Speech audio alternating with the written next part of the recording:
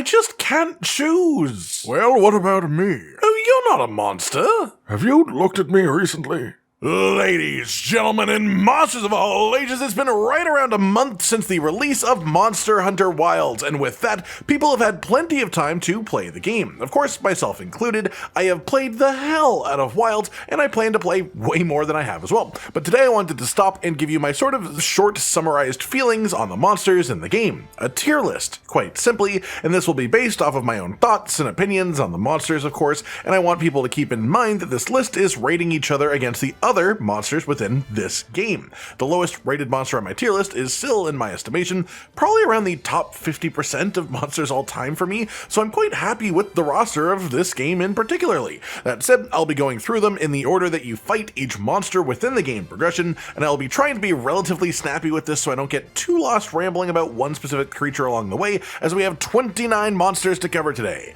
Without further ado then, first up is Chotacabra, who I've got in the S+ tier. Yes, I know this is probably a divisive start, maybe recency bias a little bit, but as of this moment, I feel like this is the best starting monster, the best first monster that we have ever had in a Monster Hunter game. He's better than a generic raptor, he's better than Great Macau to me, who I absolutely adore as a first monster, he's better than Great Jagras to me, who I absolutely adore as a first monster, he's better than Great Azuchi, he's just a happy bundle of frog with an unbelievably oversized tongue and a silly little butthole rendered onto his backside, and he's got unique mechanics that he has no right to have, like rolling barrel bombs into his tongue. And even in the story, when he is treated as a threat, he's just sort of like licking people with his big tongue, which I find really funny. His fight might not be overly complex, but his general design is absolute 10 out of 10 to me. Next up we have Quematrice, who I have in the C tier, our bottom tier for Wilds today. I don't actively dislike Quematrice by any means. In fact, I quite enjoy having a straight up rooster monster in the series properly now, but I don't find it particularly cute or silly, which are usually things that get bonus points for me personally. It is a fire element brute wyvern, which is very much a monster type and element combo that has been done and done again and again and again in the series, and honestly he just feels like Glavenus at home just a little bit, the way that he drags his tail on the ground to make fire. That's it. I absolutely love his armor and his weapons too, so again, I do enjoy this monster. I just think he's around the bottom of the quality line for a Wilds monster specifically.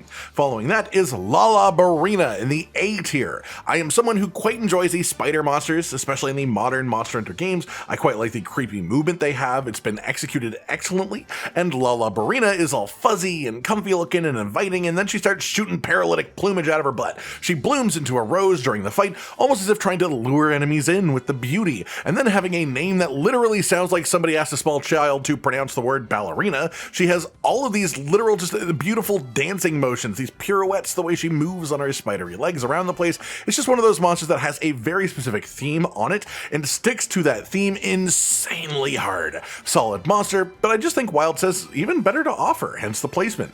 After that is Congalala up in the S++ tier. This is the tier I have exclusively for my top 3 in Wilds, and yes, Congalala as a returning monster is one of my top 3 as of this moment. I have always loved Congalala since I first saw him in Monster Hunter Generations Ultimate's low rank. I felt like he was my spirit animal, and I thought he was lovely even in his farty burpy ways. He was just such a completely unhinged monster design, just a big chunky monkey who eats, farts, sleeps, and then repeats, and then eating different mushrooms to use different statuses in this fight, and he has just been done so incredibly well in Monster Hunter Wilds. His sound effects, his sort of natural teaming up with the smaller congas, his visuals and the interactions between him and the woodwoods related to his fur, and the fact that you can knock him on the ground and inside of the ground even, ass up. It's all just so perfectly fitting for him, and I love having him around as our resident big pink idiot in Wilds. Next up is Balahara, back down into the C tier. I don't really know why, I can't really explain it well, but Balahara feels simultaneously like a really cool idea and concept, but also like a really sort of standard Monster Hunter design. Almost like a sequel rather than something totally new. Like, I love the idea of a monster shaped like a drill being able to like swim through the sand, clam-like eyes to protect itself while it does so. It creates quicksand traps to bring monsters down, stuff like that, and that's cool, but in a weird way it almost feels like it could have just been an aggressive small monster if it was a bit shorter shorter in length, and I would have loved it even more. I think in quite a lot of ways, it almost feels like this monster was designed to be a permanent replacement to Cephadrome. And don't get me wrong, I don't like Cephadrome, but it immediately colors my feelings about Balahara as well, because it doesn't feel quite like a perfectly, completely unique creature to me.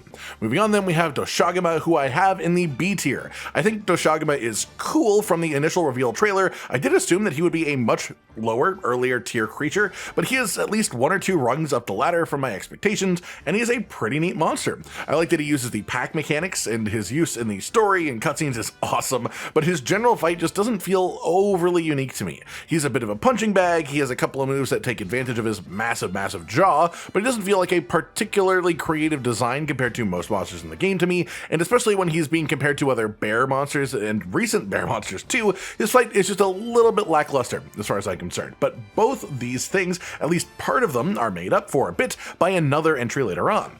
After that, our first Apex monster, Uth Duna, the Lord of the Forest, in the S tier. All of the Apexes are absolutely fantastic monster designs as far as I'm concerned, and Uth Duna perfectly fits the vibe of just unbelievably gigantic, powerful fish. I love the way that it fights. It feels just so hefty and impactful anytime it does anything. I still don't even fully understand how its water veil works mechanically speaking, but I think it's a really cool monster concept, and generally speaking, I adore how it feels like a genuine prehistoric aquatic life that has sprouted legs only so that it can come up onto land and slap you in the face and then go back in. She uses water and waves for knockbacks and flinches. She has cool bonus moves within her nest as well. She can straight up eat fish and swallow them whole. There's so many bits of this monster that make a really cool creature all around, even if I don't think it is an objectively pretty monster or anything like that, which is why I've kept it still in the S tier. Next up is Rompopolo in the B tier. I think that he's silly. I like the way he basically inflates and then how sad he looks when you deflate him like a childhood's balloon that you popped, except the balloon was like their spine. His flight, however, I really just don't enjoy much. It is entirely like Pops of AoE. It's sort of like fighting Kieran in a way, and I feel like they could have done more interesting things with his unique physiology as well. But maybe we'll get that in Master Rank, or maybe he'll have like a Guardian version or a subspecies or something later on down the line. That said, I think he's definitely a very unique monster with a solid personality, and I love him aesthetically. As weird as he is, he's just heavily let down in my opinion by the fight that he has. Then we have our next Apex monster, Rey Dau of the Windward Plains in the S+ tier. This guy blew my mind when I first saw him. His design is insane, his ogre-like, goblin-like face, his movable horns that form a railgun shape on his head to fire lightning, and while early on I thought he was just spiky for the sake of being spiky, which I'm not a big fan of, looking at him actually up close, you can see every spike, every ridge on his body exists in the place and shape that it is to both attract lightning and then send it directly towards the horn to direct the lightning towards the place where he fires it off as a weapon, like a roadway for electricity that extends across his body. The fact that it literally creates fulgurite around its wings as well to use as a physical weapon is just an extremely cool monster, visually gorgeous, and an incredible fight to go alongside it too, with some super memorable attacks and some very satisfying offset moments as well. Following that, we head to the Iceshard Cliffs for the return of Nerscylla, who I've got in the A tier right beside Lala Barina. Nerscylla is much cooler in my eyes than she used to be with her return in Wilds. Her movement has improved significantly, her moveset is also very cool to see in Wilds, and her whole web or sleep into the mandible combo is about 100 times more terrifying with the graphics that we have in this game. The fact that she fights beside a whole ass army of her babies is really cool too, but she doesn't technically fight with her babies, just near them. Instead, she's a much higher rated monster in my books after this return in Wilds. Still not my favorite spider monster, but she's at least in the conversation now, instead of being way behind Rachnikadaki, which she was before. Then after that, we face Hirabami, who I've got in the S tier. And yes, I think Hirabami is better than Nerscylla and Lullabarina and all the rest of the things below this, and I have no idea if people will be upset about that, because I get the feeling that Hirabami is one of those monsters that I like a lot more than the average person does. That said, it's like a cross between a flying centipede, a cobra, and a kite. It flies, but not using wings, but using the shape of its own skin to literally just float and glide on wind currents, which is such a cool variation of flight. It just has this pile of segmented tail claws as well that are super sharp and quite cool in general, and then they've got these silly little arms that come out of them for no particular reason, and they don't really do much. They shoot out pools of freezing ice from their mouth, and otherwise they just sort of float around in groups for protection because they're too weak by themselves, and if you knock them down onto the floor, they become entirely utterly helpless. It may not be the most threatening creature, but I find them so absolutely precious and physiologically interesting at the same time. Just a very, very creative monster design, if nothing else. After that then is Ajarikon in the A tier. There are a lot of things that I like about Ajarikon. I like his moveset. He absolutely gets nutty at points, especially with things like his spinning pinball move in the ground, sort of like an overpowered, overcharged Rajang. I love that he literally drums on his own body and it makes a sound effect like a drum, but unlike Rey Dau, who is very functionally spiky, Ajarikon feels a bit like he is spiky for the sake of being spiky to me. I'd be happy to be proven wrong, and if I can get some sort of like actual reasoning for him ecologically being as spiky as he is that affects his existence as a creature and makes it make sense, I'd be happy to bump him up a bit. But currently, the main thing holding him back for me is that he just feels a touch artificial with all those spikes rather than being a fully natural creature, which is sort of a funny thing to say when talking about the monsters in Monster Hunter Wilds. Moving on then, we've got new Udra, the apex of the oilwell basin, up in the S++ tier. This is one of my absolute favorites in Wilds and one of my overall top monsters in the series. The exact placement I've got for this is not quite decided in my top monsters, but it's absolutely up there. Cephalopods in general as a monster type, I am still absolutely amazed they managed to make function in the game, but I'm also so happy that they exist, and new Udra being the first one was an unbelievable experience to find on my first playthrough. The fact that each tentacle functions somewhat independently from each other is incredibly cool. The fact that you can cut them all off independently as well is even cooler. The use of what would normally be a sort of water jet for propulsion underwater for a regular octopus, and reworking that to be this monster's method of shooting out fire is ecologically very, very well done. And then the different phases of the fight are awesome too. Oiled up, fully lit up on fire, or even just when you manage to de-oil and see the proper octopus skin underneath. Just an absolutely top tier Monster Hunter creature in every way. Next up, Guardian Deshagama, who I have in the A tier. As the first Guardian monster we fight, he will always hold a sort of special place as far as I'm concerned, the introduction to a whole new concept of monster, and not just a new monster typing, but one that has so much significance within Monster Hunter lore and the world as a whole. It is so cool. Guardian Deshagama takes all the coolest parts of the regular base monster, except the pack monster part, and then turns up the rest of it a whole notch. His moveset is noticeably better, his visual design is way cooler with the changes in his Guardian version, and the fact that he's the only elementless Guardian is a very interesting part of him too, as Wilk itself reacts to elements, so making a creature that can create Wilk but not activate it himself is like a perfect tutorial to the Guardian concept, and it makes him a great combo fighter with any of the other Guardians as well, really.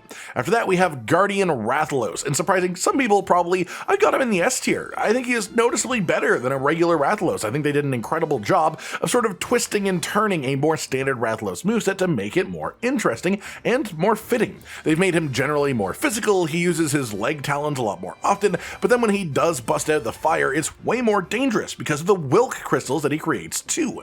Not to mention the actual introduction cutscene moment is quite possibly one of the most hype moments in the series. Following that we have Guardian Arkveld, the original version of this monster, and I've got him up in the S tier. This is back before the monster was truly understood by the players. He didn't have a full moveset yet and was technically a different creature, and I think as a Guardian, this is a great creature for what it is. It rides that perfect balance between natural and unnatural, making you feel uncomfortable whenever it's around. It's given this feeling of being an absolute menace, an insatiably hungry beast, and its fight feels like it is too. It feels desperate. It's not necessarily feeling angry, so much as just looking like it has this unbelievable pain deep inside that can only be appeased by killing things. I love the design in general, but most of the points that are going to end up here are going to the monster proper rather than the Guardian, honestly. Moving on, let's talk Jin Dahaad in the S+ tier. This monster is absolutely incredible. The apex of the iceshard cliffs, it looks almost artificial, which sort of fits the Guardian stuff going on when you find it in the story, and yet it is clearly a fully proper monster. This is not a Guardian, this is not a construct. The ridges all along it work in a really cool way. He's essentially a giant heatsink leviathan. He doesn't create cold, he pulls cold in actively from the environment and then repurposes it to use use as a weapon, similar to how the other Apexes function with their elements. I love how twisty he gets with his body, and despite the ridges giving him the appearance of significant bulk, when he travels between zones or climbs up on a pillar, you can see just how flexible and mobile he is, because his actual body under the metallic bits is incredibly small and spindly. He's just a fantastic design with a fight of high enough quality I could totally believe it was an Elder Dragon Siege added in the title update or something, not just, hey, this is an Apex Leviathan that was part of the base game. Then we have Guardian Ebony Odogaron, also in the S tier. I love Odogaron, I love Ebony Odogaron. I did always prefer regular Odo to Ebony in Iceborne itself, but part of that was design choices on Ebony just having that rock solid purple tail felt a bit out of place to me, and then part of it was because regular Odogaron is so perfectly fitting to his environment in the Rotten Vale. And so this makes Guardian Ebony the perfect sort of return way to use this monster. Ebony makes more sense than regular Odo to be transferred to a new location out of his base actual locale. They redid the design on Ebony to make the tail less distracting, and the Guardian lines are added onto it too, which look great with its color scheme. Not to mention that a lot of the actual dragon attacks that it does that Ebony Odogaron used to have were just sort of inconsequential little blasts added in between its physical attacks, whereas that is a perfect addition for a Guardian monster because it creates wilt crystals, and the dragon little blasts will then interact with the wilt crystals and cause delayed explosions, and this makes it fit together very nicely as a choice for a Guardian. Next up, the final of the S++ monsters, Shi Woo. I still don't think I'm saying the name quite right, but I will keep trying because this monster is again one of my all-time favorite designs in this series, and there's been a non-stop struggle in my heart between him and new Udra since I first fought them both. I absolutely adore cephalopods as a monster type, and the only two that exist right now are both in my top 10, if not top 5, monsters of all time. Shi Woo, however, does it in a totally different way. New Udra is like a big, bulky brute of an octopus, throwing in his entire weight and body around as a weapon, using elements and even lighting himself on fire just to try and hurt you. Shi Woo is the opposite. He's small, sleek, he's an assassin, slithering around, kicking up dust with its tentacles, and then hardening a golden mucus to create full-on weapons at the end of his tentacles for killing, and that's mostly just to distract you from its absolutely terrifying freaking mouth. The concept of a monster that developed and evolved essentially in response to the man-made Guardian constructs, nature finding a way to tip the balance back in its favor by making the perfect Guardian predator, a creature not just good at killing Guardians, but that wants to because it can actually feed off of them and their unique biology. The thing is, usually my favorite monsters all have at least a little bit of silliness to them, and to me, aside from just being a cephalopod in general, which is sort of silly, Shi Woo is all about being a cool, badass, edgy monster, and yet it does so in such an absolutely perfect and intriguing way that there's no way I could ever think this monster is anything lower than the tippity top tier of monsters in the whole series. After that, we've got the final boss of low rank story, Zoh Shia, which I've gotten the S+ tier. This fight is one of the most memorable Monster Hunter experiences that there is, especially for longtime fans who are aware of the lore implications that pop up during this and all the connections to the equal dragon weapon. The fight itself is an insane spectacle. The visuals are incredible, going from this pure, artificial, untouchable, alien-looking creature slowly turning into a demonic dragon form laying waste upon the whole zone. It is such a cool monster and fight, and my only sadness is that we still don't have the ability to fight it in a high rank or make any of its equipment. It's just a one-time thing, though I am still hopeful that this will change in a title update sooner or later.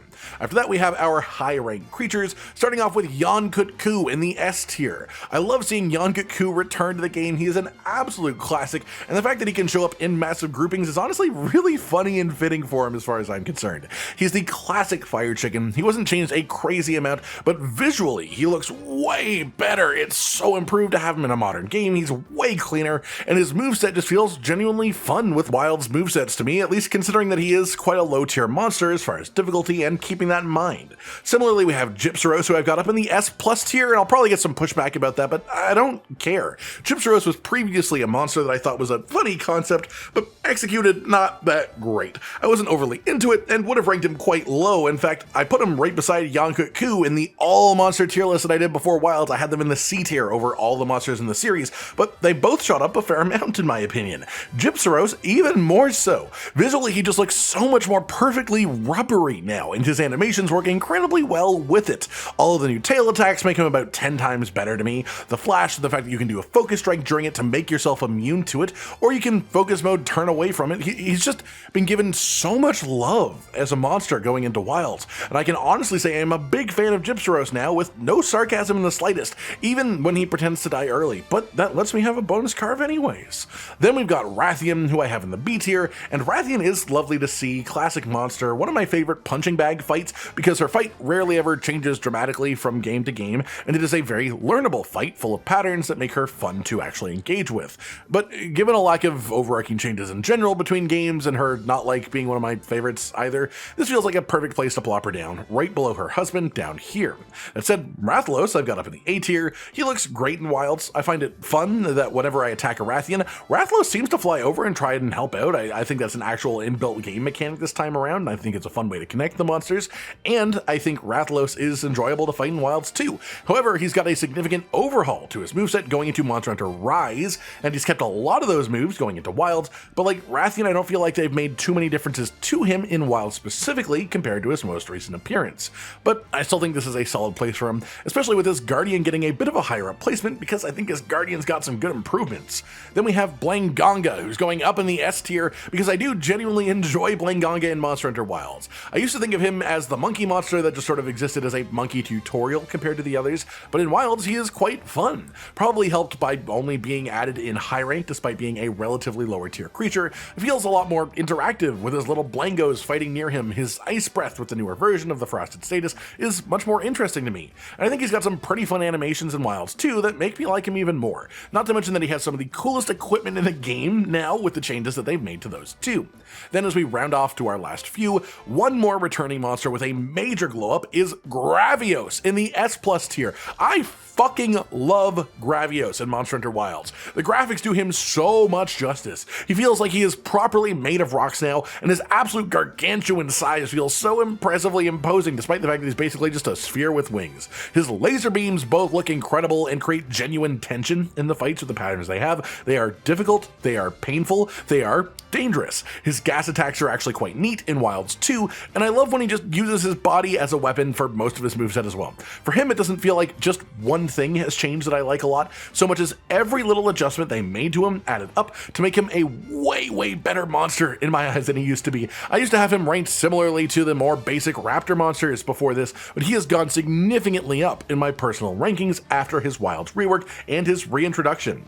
Next up then we have Guardian Fulgur Anjanath in the S tier. Honestly, I was just really surprised and happy to see this guy return. He doesn't feel crazily changed since Iceborne, aside from some animation differences and some Wilk interactions of course because he's a Guardian, but I always loved Fulgur Anjanath, and these slight changes definitely don't make him worse, so S tier feels just right to me. After that I've got Gore Magala in the S+ tier. Beautiful monster, visually incredible in Wilds, and while the moveset doesn't feel changed a crazy amount since his Sunbreak version, but it also didn't really need to be because that game was recent and his moveset was solid. That said, visually speaking, I feel like the ever-moving feeling of his cloak is even better in Wilds than it was in Sunbreak, and visually in general he is just looking great in this game. But what I like most about Gore in Wilds is his position as a monster in the roster.